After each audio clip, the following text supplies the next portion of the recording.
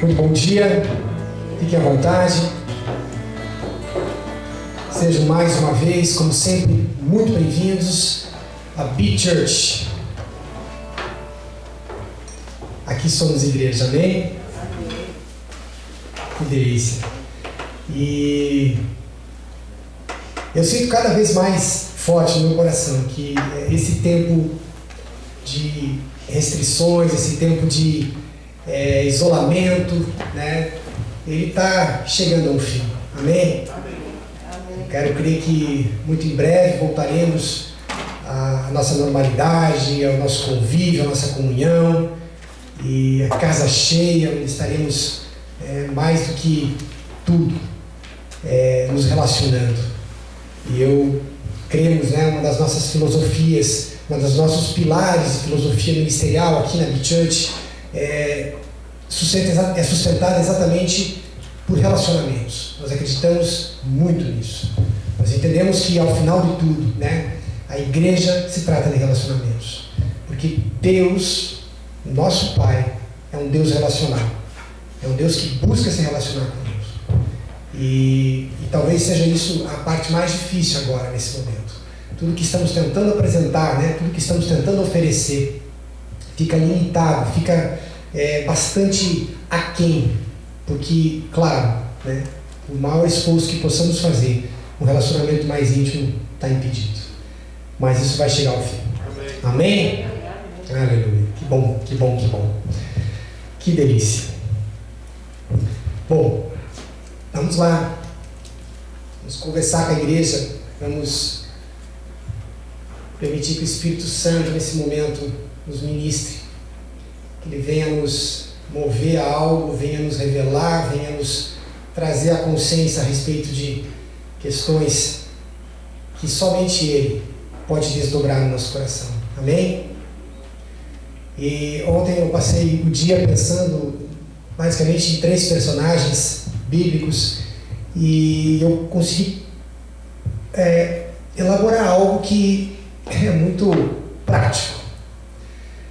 E o tema de hoje vem com a primeira afirmação, onde a gente imagina você assim batendo na mesa e dizendo: eu simplesmente não concordo com isso, Deus.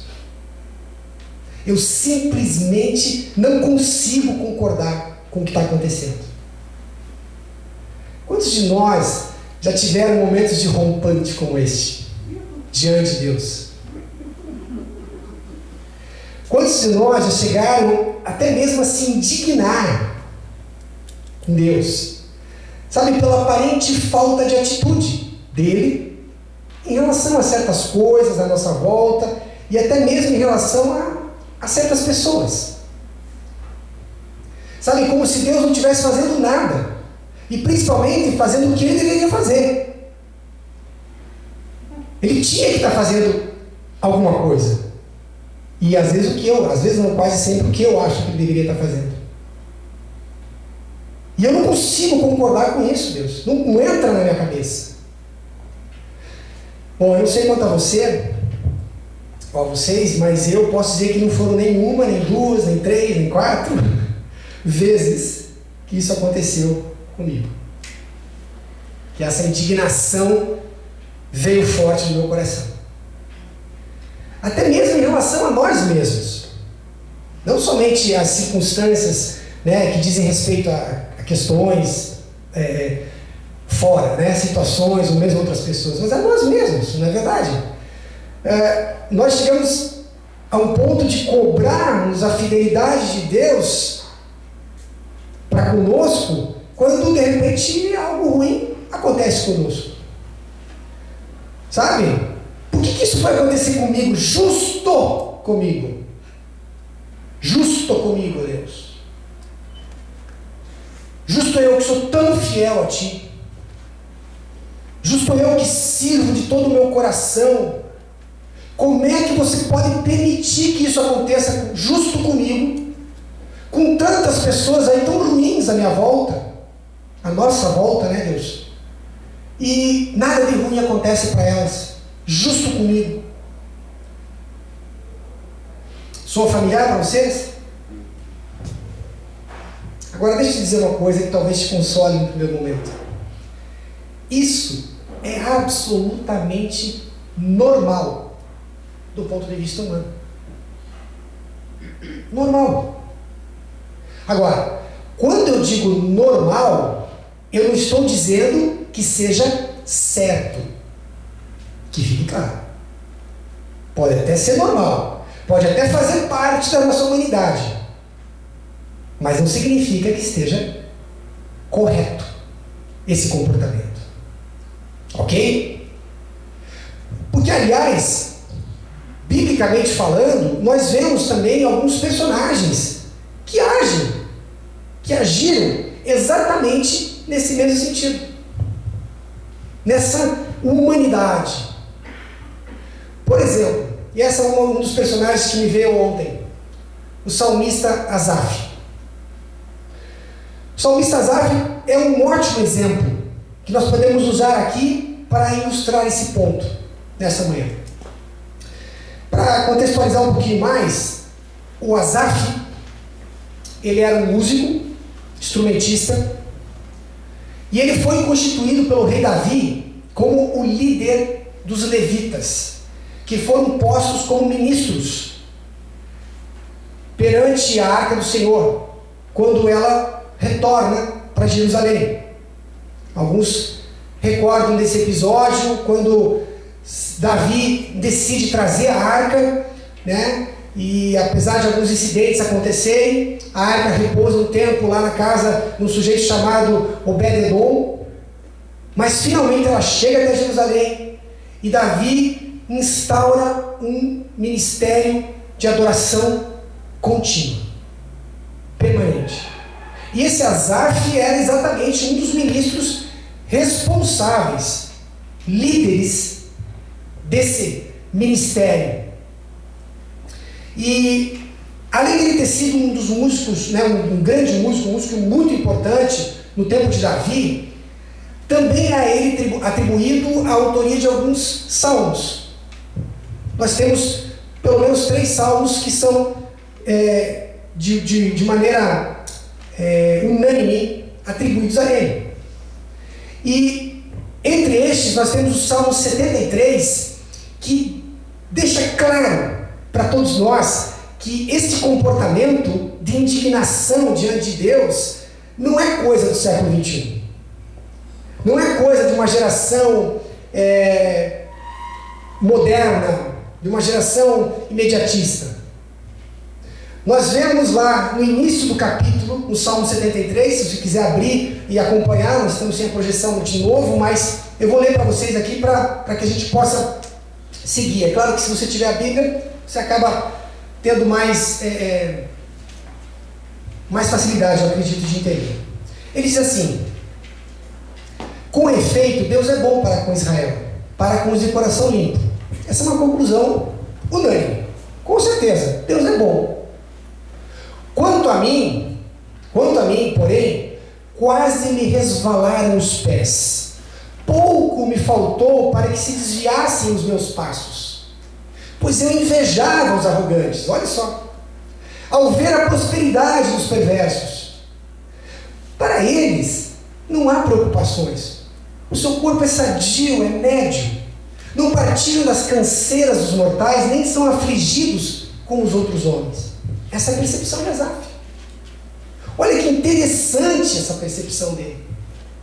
Que ele, após ele confessar para Deus, que inclusive faltou pouco para que ele mesmo se desviasse do caminho do Senhor. Olha lá, pouco faltou para que se desviasse dos meus passos. É quase que ele diz assim: olha, eu quase chutei o pau da barraca.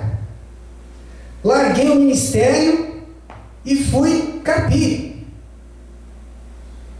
Porque eu não conseguia conceber dessas coisas. Isso me indignava. Me indignava. E aí o que acontece é que essa indignação, ao ver a prosperidade dos perversos e dos arrogantes, ao ver que essas pessoas tinham uma vida ideal, perfeita, sabe, a visão de Asaf acaba até mesmo sendo distorcida. Porque ele começa a conceber algo que não é verdade. Ele começa a enxergar essas pessoas como pessoas, inclusive, livres de preocupações. Pessoas que não têm aflições. Pessoas que não têm problemas. E ele praticamente conclui que é muito melhor estar no time desses caras, dos arrogantes, dos perversos, dos ímpios, do que jogar no time de Deus. Tamanha a indignação dele que as emoções começam a corromper, começam a comprometer a percepção das coisas. Ele começa a enxergar o que não é verdade. E ele começa a dizer assim, sabe o quê? É melhor eu estar aqui com esses caras do que estar servindo ao Senhor. Porque parece que para eles está tudo bem. Soa familiar isso? Até porque, será que não é essa a percepção de muitos de nós, quando nós, inocentemente, ou como quem não quer nada, navegamos pelas redes sociais e começamos a bisbilhotar, né, nos perfis alheios de muitas pessoas? E quão superficial pode ser a nossa percepção a respeito dessas pessoas, de algumas delas pelo menos, julgando-as tão perfeitas em tudo, julgando-as com Asaf, que elas não têm problemas, que elas não têm, sabe, problemas no casamento, que elas não têm problema com os filhos, que elas não têm problema financeiro, tudo bonito ali no Instagram, tudo bonito ali no Facebook. E nós concluímos assim, exatamente como Asaf. Abre aspas. Para eles não há preocupações, o seu corpo é sadio, não partilham das canseiras dos mortais, nem são afligidos como os outros homens. Não é assim que vemos? Os famosos. Nossa, que vida maravilhosa. Mas não vamos parar por aí. Nesse rol, junto com Asaf, nós temos um outro importante personagem, que, na minha opinião, ele chegaria inclusive até a ganhar um Oscar, se tivesse uma categoria para isso. Com certeza, naquela noite, o apresentador diria: o Oscar vai para Abacuque, o profeta. Esse cara, sem dúvida nenhuma, passou dos limites. Abacuque é o único profeta que abertamente questiona Deus. Ele questiona Deus a respeito dos seus desígnios, a respeito dos seus propósitos, a respeito do que ele está fazendo, escancaradamente. Se você for ler na primeira parte do capítulo, na primeira parte, no começo do livro que leva o seu nome, o profeta, que ele é contemporâneo ali de Sofonias, de Jeremias, profetas de pré-exílio, logo antes do exílio babilônico de Judá. Então ele acompanha todo esse processo de cerco de Jerusalém. Isso historicamente a gente consegue, não exatamente pelo livro dele, que muito pouca informação nos dá, mas a gente consegue entender, contextualizando, que ele está ali à mercê de ser dominado, de Judá, né, ser finalmente conquistado. Israel já havia sido tomado, e aí ele entende aquilo como um julgamento injusto. Não é possível que Deus vai fazer isso, vai deixar o povo de Deus ser condenado por um povinho que não conhece a Deus. E ele age assim. Ele vendo essa injustiça, ele pergunta: por que Deus não age? Ele fala: até quando, Javé, clamarei eu e tu não me ouvirás? Estou cansado. Até quando? Eu grito: violência, polícia, me ajuda! E você não salva, não faz nada. Na linguagem da Bíblia, a Mensagem, eu creio que aqui está um pouco ainda mais claro isso. E eu resolvi ler essa para vocês. Ali diz assim: ó Eterno, há quanto tempo estou chamando por ajuda e não me ouves? Quantas vezes eu vou ter que gritar: socorro, assassinato, polícia, até que finalmente você venha me socorrer? Por que me forças a olhar para o mal, a encarar os problemas todos os dias? A anarquia e a violência correm soltas. Há discussões e brigas por todo lugar. A lei e a ordem viraram pó. A justiça virou piada. Os maus paralisaram os que levam uma vida correta e viraram a justiça de ponta cabeça. Eu não estou entendendo mais nada. Não faz sentido. Não faz sentido. Quem é bom perecer na mão de quem é mau. Eu não concordo com isso. Eu não concordo com isso. Não está certo. Não é para ser assim. Você tem que fazer alguma coisa. Porque, ó, eu tô por pouco de largar. Falta pouco. E não é talvez essa exatamente a nossa percepção diante das injustiças do século XXI? O contexto de Abacuque era aquele. Mas e hoje? A bagunça que a gente fala nesse mundo, né? A justiça virou piada. O que é certo virou errado. O que é errado virou certo. Vira uma bagunça. A lei, a ordem. Pessoas más que não deveriam estar governando, estão governando e vice-versa ao redor do mundo. Pessoas boas, crianças, inocentes, sendo prejudicadas por governantes maus em tantos lugares desse mundo. Não dá para concordar com isso. Cadê Deus? Cadê Deus? Eu já escutei falar que se Deus existisse, isso não estaria acontecendo. Se Deus fosse soberano,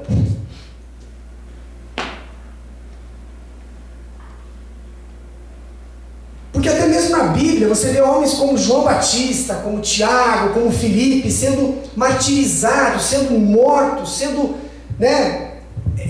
sofrendo, e homens como Herodes, como Nero, governando o povo de Deus, determinando a morte sobre o povo de Deus.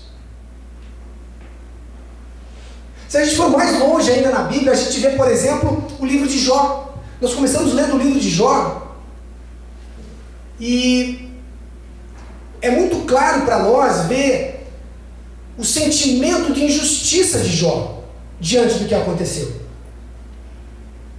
Ele não concorda com o que aconteceu.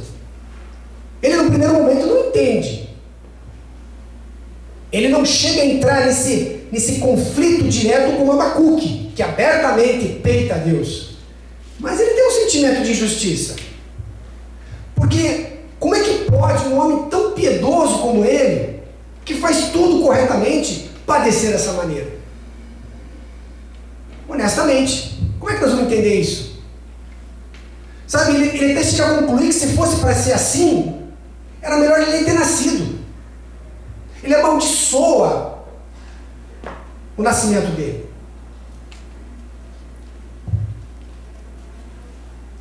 Paulo, o apóstolo mais ativo de todos, como ele mesmo se descreveu uma certa oportunidade, ele também deixa a entender que ele praticamente se deixa levar por esse sentimento de não aceitar o que está acontecendo, de querer mudar as circunstâncias, de dar ideia para Deus de como é que deveria ser. Quando a gente lê no livro na carta de Coríntios, que ele escreve dizendo o episódio do espinho na carne, onde ele diz que a gente não sabe se esse espinho na carne era realmente um mal literal, físico, uma doença, ou se alguma determinada situação que eu acredito por algumas razões, estudando o assunto, eu creio que era provavelmente a oposição que Paulo sofria, que ele enfrentava ao propagar o Evangelho, especialmente pelos seus próprios compatriotas, os judeus. Uma das maiores contraposições de Paulo foi o judaísmo. E Paulo, então, entendendo que isso era um enorme empecilho para o seu ministério, porque nós vemos isso quando estudamos suas viagens missionárias em Atos, quando até mesmo lemos as suas cartas, nós percebemos quanta dificuldade ele enfrentou por conta deles. E ele começa a contemporizar consigo mesmo quão mais fácil seria para ele sem essa oposição ferrenha. Sabe, esse espinho na minha carne, isso que me incomoda, que me tira o sono, que me atrapalha. Quão mais eficaz seria o meu ministério, se Deus, afinal de contas, tomasse uma atitude nesse sentido. Se Deus decidisse me ajudar. E ele estava tão convicto de que essa era a coisa certa a ser feita, que ele chegou a ser insistente com Deus. Mesmo diante de um aparente silêncio, tipo assim, vou fazer de conta que eu não escutei. Vou fazer de conta que eu não escutei. Mas ele fala aqui por 3 vezes. 3 vezes. E aí, o aparente silêncio se rompe, até que finalmente Paulo escuta da parte de Deus. Deus diz que isso não vai acontecer. Não vai. Para de pedir. Isso que você acha que deveria ser, não vai acontecer. E a razão para isso é que a minha graça, ou seja, o meu agir na tua vida, é muito maior que a tua capacidade ministerial. É muito maior e totalmente suficiente que a tua capacidade evangelística, Paulo. Que a tua capacidade evangelística. Enfim, queridos, qual que é o meu ponto com tudo isso posto? Em primeiro lugar, a gente viu que nem eu nem você somos os únicos. Aparentemente já tem esses surtos de indignação. Não é verdade? E isso de alguma forma traz um certo consolo. Porque aparentemente a nossa humanidade, ela é relevada por Deus. Pelo menos até certo ponto, eu posso dizer. Porque afinal de contas, Deus sabe lidar com seus filhos, não é verdade? Quem é pai sabe o que eu estou falando. E nós poderíamos parar por aqui e dizer que isso faz parte da nossa humanidade e que isso, obviamente, é normal, mas como eu falei, não é certo, mas faz parte. Os rompantezinhos de vez em quando. E Deus está ali para nos compreender. Tipo, ó Deus, foi mal. Foi mal, eu vou me desculpar. Quem sabe daqui a um tempo aconteça algo mais e a gente volta a tocar no mesmo assunto, mas por enquanto, tudo bem. Vamos levando. Vamos levando. Mas o justo e o certo é a gente ir até o final da história. É a gente concluir bem esse assunto. Vamos começar de novo por Asaf? Lembra? Sujeito que está pensando até em mudar de time. Chutar o pau da barraca e passar pro lado de lá.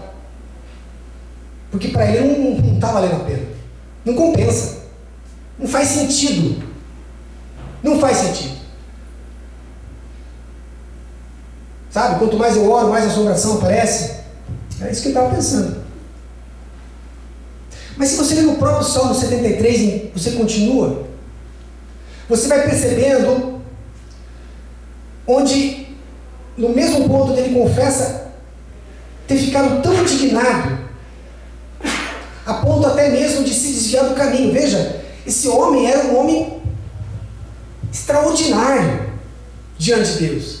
Quem olhasse para ele provavelmente o invejaria, uma inveja santa, na verdade, mas era o cara. Diante daquele ministério que era o mais importante, estava ele ali, desenvolvendo, liderando, ordenando. Para ele confessar isso aqui, não é pouca coisa. Para ele dizer assim, olha, vocês pensam o que? Mas dentro do meu coração eu estou querendo chutar o pau da barraca. Eu estou de porra aqui. Então essa confissão é muito forte. É muito forte. Mas um pouco mais para frente, ele conclui tudo isso. Ele conclui de uma maneira totalmente diferente. Ele começa a perceber as coisas. O verso 17, por exemplo, ele diz assim: até que entrei no santuário de Deus, então entendi eu o fim deles. Sabe, eu vejo aqui não necessariamente claro, ali existe ali toda a relevância do espaço físico, né? Do tabernáculo ali, da tenda, que não era propriamente o templo ainda. Mas eu acredito que quando Asaf se rende à presença de Deus, efetivamente, quando ele compreende, quando ele entra em intimidade mais profunda, quando ele talvez passe a focar menos o agir, o servir, o trabalho, o ministério, a performance, sabe, o que eu posso fazer, o que eu posso dar, mas quando ele começa a se colocar na presença de Deus, ele começa a ver diferente. No verso 23, a primeira parte, ele diz: todavia, estou eu de contínuo contigo. Tudo isso está acontecendo, não importa. Ó, nós estamos aqui, Deus, eu e você. Ele diz no verso 26, tu és a minha porção para sempre. Não importa o que é meu, o que o Senhor separou para mim, mais do que aqui na eternidade, é o que vale. No verso 28, ele diz: é tão bom para mim se aproximar de Deus. E ele começa a perceber que tudo é uma questão de relacionamento com Deus. E como temos falado sobre isso, não é verdade? Relacionamento. Porque é a partir disso que essas revelações vêm. Que esse tipo de percepção começa a perder efeito. Começa a se tornar tola, vazia. O que a gente começa a achar, sabe, que é até bom. A gente pensa: meu Deus, não. A minha porção está em Deus. O meu galardão é Ele. Como é bom estar com Ele. Como é bom estar com Deus. Com Jó não foi diferente. O homem ficou lá todo cheio de autopiedade, de se achando o último dos moicanos, pedindo para morrer. Tivesse morrido, melhor. Né? O que eu fiz de errado? Só que quando a gente lê a partir do capítulo 38 em diante, toda a revelação que Deus traz a ele, através de perguntas, inclusive. Deus não traz respostas. Deus faz perguntas. Jesus é assim. Faz a gente pensar. E Deus começa a colocar coisas assim extraordinárias na frente de Jó, e ele começa a refletir quão pequeno, quão ínfimo ele é para se colocar dessa maneira diante de Deus. Até que ele finalmente conclui, sabe o quê? Essa é uma das frases mais lindas, assim, junto com essa que eu citei de Pedro, né, na última palavra, a respeito de para onde nós iríamos, se só tu tem palavras de vida eterna. A confissão de Pedro. E eu vejo aqui nas palavras de Jó algo fabuloso, que traduz realmente esse conhecimento profundo, que transcende sabe, a performance nossa de cada um de nós, que transcende o que eu acho que eu estou fazendo para Deus, ou diante de Deus, ou diante da igreja. Relacionamento. Antes, Deus, eu acho que eu só te conhecia de ouvir falar. Mas hoje os meus olhos te veem. Amém. Amém? Isso não significa talvez de uma maneira literal mesmo. Porque Jó era um homem, como vimos no capítulo 1, podemos ver no capítulo 1, de um relacionamento muito forte com Deus. Ele era um homem piedoso, ele praticava as coisas, ele se dava para Deus. Mas ele mesmo admite que o conhecimento dele em relação a Deus era pouco, superficial. Agora ele consegue entender a grandeza das coisas. E como é melhor eu me submeter a Ele? Como é melhor eu me deixar conduzir pelo amor de Deus? Paulo, o apóstolo, depois de clamar 3 vezes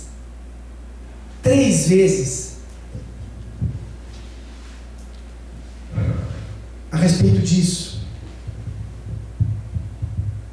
ele escuta de Deus o que ele não esperava. Deus fala para ele: Paulo, presta atenção, isso não vai acontecer. A minha graça te basta. O meu poder se aperfeiçoa na tua fraqueza. Entendeu? E ele parece ter entendido, porque ele conclui: de boa vontade, pois, mais me gloriarei nas fraquezas, para que sobre mim repouse o poder de Cristo. Amém. E ele fala para o seu coração: porque quando sou fraco, é que eu sou forte. Paulo percebeu que não era dando ideia para Deus de como deveria ser. Porque, como conversamos ontem à noite, eu e a Débora, a visão de Deus é absurdamente no macro. Absurdamente no macro. É visão de eternidade. É algo inconcebível para nós. Mas a nossa visão, ela é absurdamente no micro. Em volta do nosso umbigo. Em volta do nosso umbigo. Porque a primeira coisa que nós jogamos para Deus é: por que você fez isso comigo? E por mais que muitas vezes a gente nem chegue a verbalizar por vergonha. Porque no fundo a gente sabe que é ridículo falar isso para Ele. Mas é o que está no nosso coração. E queridos, não podemos nos enganar. Deus já viu. Como você pode fazer isso comigo? Como é que vai ser minha vida agora? Sabe, a primeira coisa, quando perdemos uma pessoa, um ente querido, e é natural, de novo, isso é humano. É humano. E Deus releva. Ele entende. Ele conhece os seus filhos. Ele sabe que talvez no momento aquilo faz parte do processo. Mas é naquele momento, assim como vimos com esses 3 homens até aqui, que existe um momento onde a conclusão precisa vir. Eu quase larguei tudo, mas eu percebi que estar com Ele é muito melhor. Amém.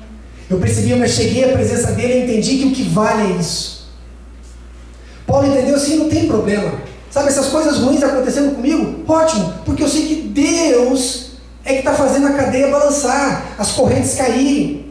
É Deus que está fazendo, sabe, as pessoas me escutar, não sou eu. É Deus que está jogando luz sobre mim. Porque o que eu tenho para falar, Ele entendeu que é o momento e é o que precisa ser dito. Não porque eu acho. Às vezes não faz sentido. Não faz sentido. Às vezes você não entende o que está acontecendo no processo.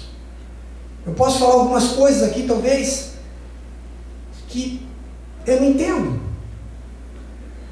Alguns processos que eu digo: por que está sendo assim? Por que tem que ser assim? Nós fazemos, por exemplo, um vídeo a respeito de uma palavra. E nós temos lá algumas poucas visualizações. Aí, de repente, um vídeo totalmente satírico, inútil, irrelevante, milhões. Tá certo isso? Concorda comigo? Por favor. Tá certo isso. Eu não posso concordar com isso, Deus. Você tem que fazer alguma coisa a respeito. O senhor que conhece tudo ali, o senhor que criou o Instagram, né? Dá um jeito ali, o YouTube. Viraliza. Mas quando eu consigo entender que o que ele acha, quando ele acha, como ele acha que vai ser, é problema dele. O que cabe a mim é aceitar. E não dizer, então não faço mais. Porque eu estou achando que não vai dar certo. Eu preciso aceitar. Eu preciso me submeter às coisas. E eu citei um exemplo aqui, bobo, tolo, mas em todos os níveis. Mas para isso, eu preciso me relacionar com Deus. Para eu conseguir entender esse plano macro, essa visão, esse propósito macro que Deus tem para todos nós, enquanto igreja, eu tenho que reduzir a minha capacidade ainda mais. Eu não tenho que querer enxergar lá na frente, porque eu não vou conseguir. Não vou. Não vou.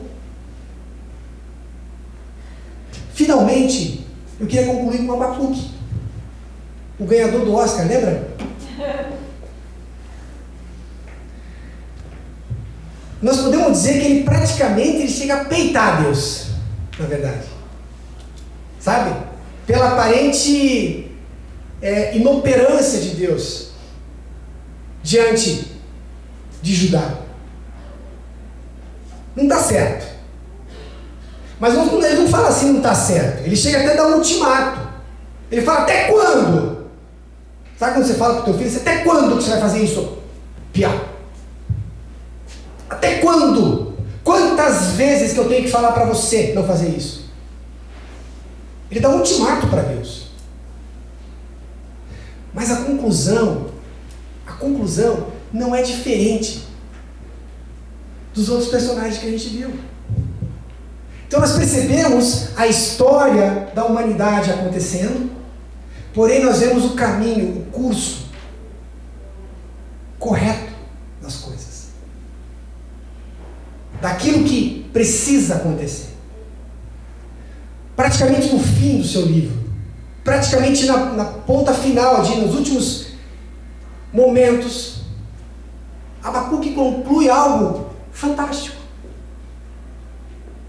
Ele viu que o que era para acontecer, o que estava para acontecer, iria acontecer, porque essa era a vontade, a maneira exata. Todas as coisas acontecem exatamente como Deus quer que aconteça. Nada é por acaso. Sem o conhecimento e sem o consentimento de Deus sobre sua igreja.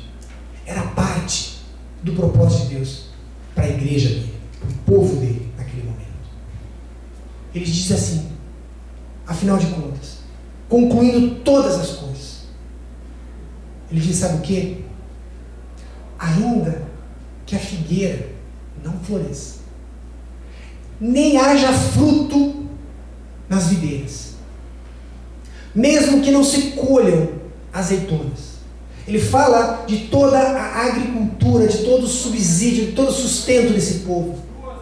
Mesmo que isso não venha acontecer, mesmo que a gente não tenha nada, mesmo que as ovelhas sejam arrebatadas do aprisco, e mesmo que o gado nos currais não exista, mesmo que esse cenário caótico, terrível, de comida escassa ou sem comida, de um ambiente totalmente inóspito, o pior possível, mesmo, sabe Deus, mesmo que venha acontecer isso, mesmo que isso agora aconteça, Ele diz: todavia, contudo, entretanto, porém não obstante, eu me alegro no Senhor. Amém. Amém? Sabe o que? Eu exulto Deus, o Deus da minha salvação, o Deus da minha fortaleza. Eu pulo de alegria diante dele. Sabe por quê? A versão mensagem diz: por saber que o governo de Deus será vencedor. Amém? Porque essa é a visão macro das coisas, e não é a visão micro, instantânea, circunstancial. Quando eu vejo que esse governo ele é eterno, eu sinto-me fortalecido e encorajado, ele diz. Isso me traz força para entender que eu, na verdade, estou no time vencedor. Amém. E por mais que as circunstâncias não mostrem isso, por mais que as circunstâncias sejam absolutamente adversas, contrárias, se eu tenho um relacionamento com Deus, se eu estou ali, lado a lado, como disse Asaf, eu consigo entender que não tem lugar melhor para se estar. Amém. Que nós estamos sim, do lado certo. E de mãos dadas, e mesmo de olho fechado. Não tem como dar errado. Porque o propósito final de tudo, o propósito de todas as coisas, é estar junto com Deus Pai, nosso Salvador. Amém?